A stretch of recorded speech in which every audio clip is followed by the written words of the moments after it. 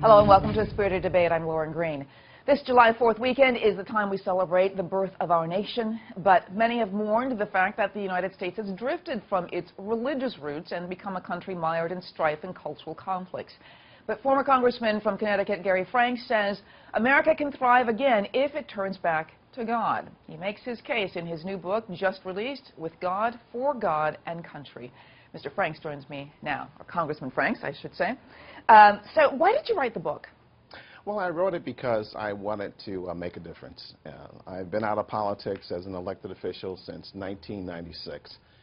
Though I've been teaching at a couple of major universities over the years, I said to myself, I would like to contribute more, and that is the main reason. And our country is just so polarized that if I have an idea that can help the nation, like how to end gridlock in Congress, I have an idea for that, and it would end it tomorrow. Well, what's the idea? It would end it tomorrow. See, Congress people would not pull the plug on anybody if they had to cut their wrists first. So how do you do that? You make a congressman, if they can't do three basic things, Lauren: pass a budget, take care of all the spending bills, and make sure that the debt ceiling is raised accordingly, they have to pay a fine. Wow. And if the fine is tied to their adjusted gross income, where it's fair for the person who's living paycheck to paycheck, congressmen who are living paycheck to paycheck, and fair to the guy who's a multimillionaire, make it 10%, 15% of their adjusted gross income, and guess what, Lauren? Gridlock's over. Because they're not going to cut their wrists before they pull the plug. Very interesting point, very interesting point. In the book, we talk about creative ideas. We talk about how, unfortunately, what President Obama did when he passed the Affordable Care Act actually hurt the country now. Back in the 19th century, we had a piece of legislation known as slavery. And that was a partisan issue. All the Democrats voted to continue slavery. All the Republicans voted to end it. But since that time, every major piece of social legislation, Lauren, was passed by a bipartisan majority. Wow. Whether you're talking about aid to families with dependent children, Social Security Act, Medicare, Medicaid, Voting Rights Act, Civil Rights Bill, Housing Bill, Head Start, all with strong bipartisan support until Obamacare. Well, now I want to get back. The Affordable Care Act was passed only with partisan votes, and that polarized our country. And it's just like in basketball. If I took every shot in the game, you think my teammates are going to give me the ball the next time? And so that created part of the problem. But we can end that. But I want to talk about how America has turned its back on God, because that's really what we want to, look at in terms of your book. And how do you look at America? How has it turned its back on God? Well, let's go back to the 60s for this one purpose. You had more two-family households. You had the divorce rate was rather low. We had something known as the Connecticut Blue Laws, where you didn't have a lot of activity on the Sabbath. We really observed the Sabbath. We didn't have abortions like we have today. We didn't have a situation, Lauren, where now you have so many individuals who are literally unable to get a good education as much. So those are some of the ways in which we have kind of strayed away.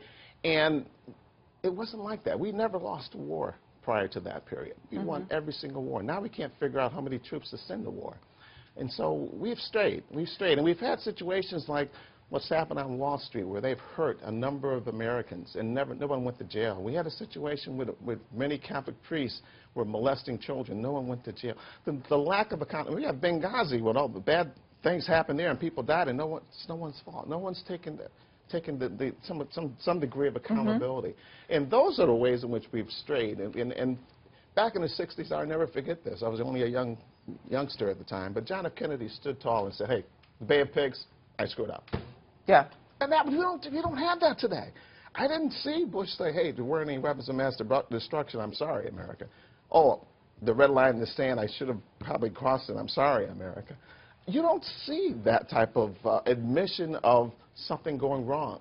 You don't see former Secretary Clinton saying, hey, I'm sorry, America, maybe I am somewhat accountable since the person worked for me. Because this is 4th of July and we're celebrating the 240th year of the signing of the Declaration of Independence, and it's a document that gives great allegiance to a sovereign being. And how can you tie that into a nation's collective faith? I mean, even though there is this freedom of religion, which Lord, is, we let it stray.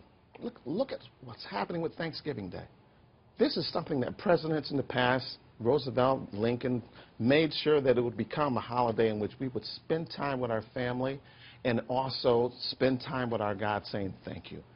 Now, stores can't wait to open up. All of a sudden, it's 12 o'clock, then it's 4 o'clock. Now, you could have the stores open before your meal or after your meal. We didn't do that in the past.